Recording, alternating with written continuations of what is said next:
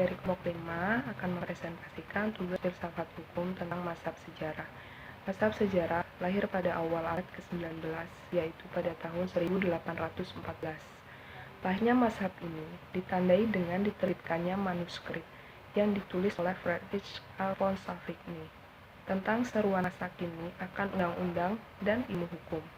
Friedrich Carl von Savigny dipandang sebagai perintis lahirnya mazhab sejarah. Mazhab sejarah ini muncul akibat reaksi terhadap para pemuji hukum alam atau hukum kodrat yang berpendapat bahwa hukum alam itu bersifat rasionalistis dan berlaku bagi segala bangsa serta untuk semua tempat dan waktu. Mazhab sejarah ini berpendapat bahwa tiap-tiap hukum itu ditentukan secara historis, lalu berubah menurut waktu dan tempatnya. Alasan-alasan kritik terhadap rekonstruksi paradigma hukum menggugat kembali gagasan-gagasan peristiwa teori-teori mazhab sejarah hukum masa lampau tentunya dianggap penting dan bermakna dalam teori hukum kekinian. Hal ini sebagaimana Van Apeldoorn menyebutkan sejarah adalah sesuatu proses, jadi bukan sesuatu yang berhenti, melainkan sesuatu yang bergerak, bukan mati, melainkan hidup. Segala yang hidup selalu berubah, demikian masyarakat manusia, dan demikian juga bagian dari masyarakat yang kita sebut hukum. Ditinjau dari sudut ilmu pengetahuan, hukum adalah gejala sejarah. Yang mempunyai sejarah, hukum sebagai sejarah berarti tunduk pada pertumbuhan yang terus-menerus. Kelahiran mazhab sejarah dipengaruhi oleh beberapa faktor yang dinilai sebagai penyebab.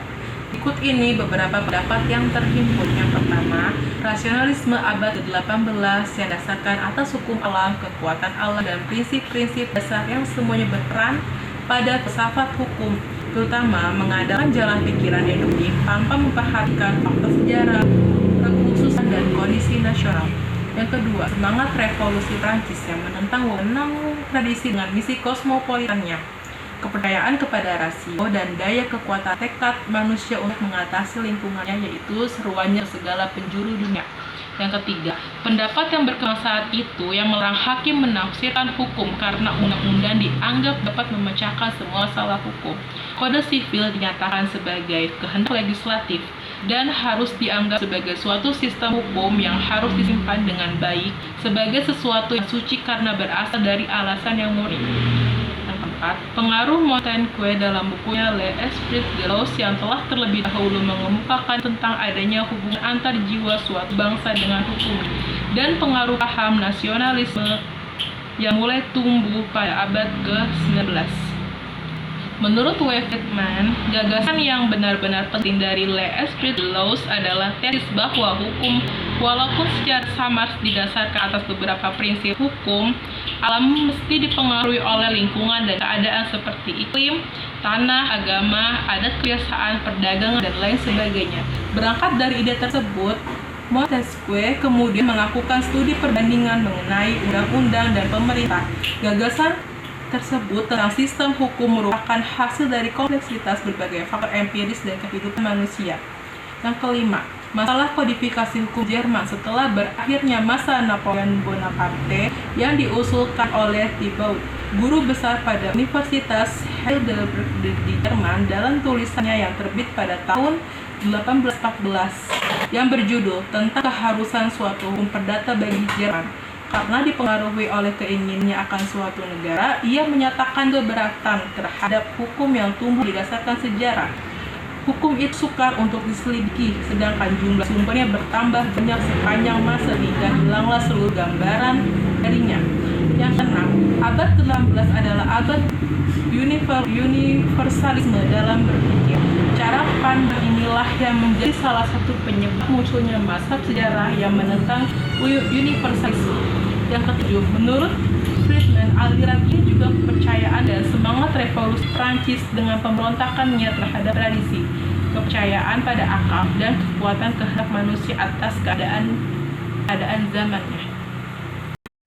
Melanjutkan, ada beberapa tokoh mazhab sejarah dalam hal ini antara lain yaitu Friedrich Carl von Savigny. Menurut Ferdinand von Savigny, timbulnya hukum seperti timbulnya bahasa suatu bangsa dengan segala ciri dan kekhususannya. Oleh karena hukum merupakan salah satu faktor dalam kehidupan bersama suatu bangsa, seperti bahasa, adat, moral, dan tata negara, sehingga hukum merupakan sesuatu yang bersifat supraindividual, suatu gejala masyarakat. Menurutnya, hukum timbul bukan karena perintah penguasa atau karena kebiasaan, tapi karena perasaan keadilan yang terletak di dalam jiwa bangsa itu. Jiwa bangsa merupakan sumber hukum. Hukum tidak dibuat, tapi tumbuh dan berkembang bersama masyarakat. Ia mengingatkan untuk membangun hukum studi terhadap sejarah suatu bangsa mutlak dilakukan. Hukum berasal dari adat istiadat dan kepercayaan dan bukan berasal dari pembentukan undang-undang. Oleh karena pada permulaan waktu kebudayaan bangsa-bangsa masih bertaraf rendah, hukum timbul secara spontan dengan tidak sadar dalam jiwa warga bangsa. Kemudian sudah kebudayaan berkembang, semua fungsi masyarakat dipercayakan pada suatu golongan tertentu. Demikianlah pengolahan hukum dipercayakan kepada kaum yuris sebagai ahli bidangnya. Menurut Puchta merupakan murid dari Carl von Savigny yang berpendapat bahwa hukum terikat pada jiwa bangsa yang bersangkutan dan dapat dibentuk adat istiadat, undang-undang, dan karya ilmiah para ahli hukum. Menurut Henry Summerman, mazhab sejarah dari Henry Summerman ini lahir pada tahun 1822 sampai 1888. Sumbangan Henry Summerman bagi studi hukum dalam masyarakat terutama tampak dalam penerapan metode empiris, sistematis, dan sejarah untuk menarik kesimpulan umum. Main mengatakan masyarakat ada yang statis dan ada yang progresif. Masyarakat progresif adalah yang mampu mengembangkan hukum, misalnya melalui perundang-undangan. Terima kasih. Assalamualaikum, saya Iswa dari kelompok 5 yang melanjutkan presentasi mata kuliah filsafat hukum tentang mazhab sejarah. Inti ajaran mazhab sejarah adalah 1. Hukum tidak dibuat melainkan ditemukan.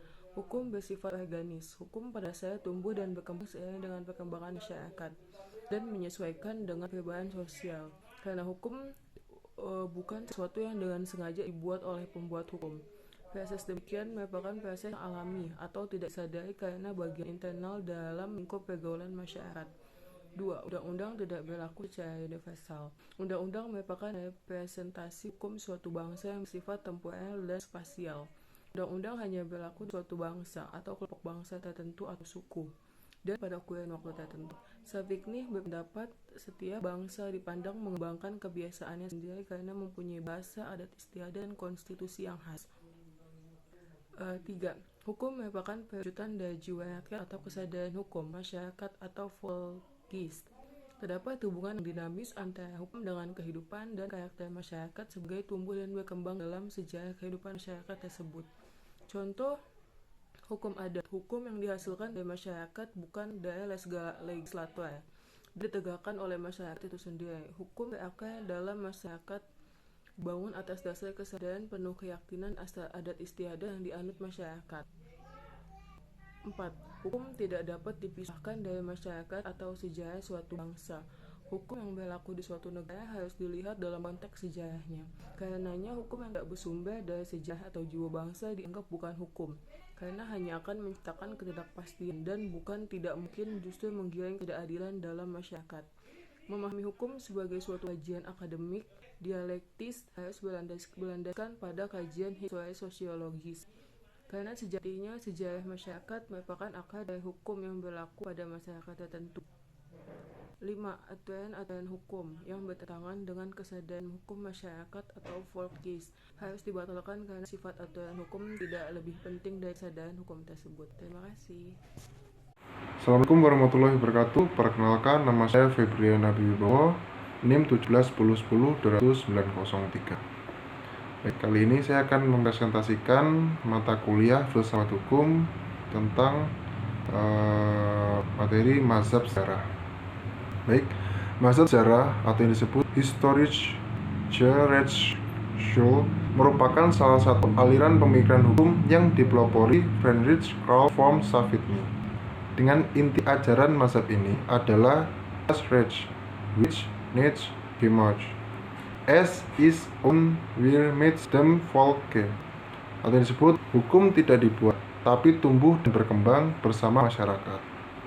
Penganut mazhab sejarah fokusnya mengarah pada bangsa, tepatnya jiwa bangsa, atau disebut Volkes.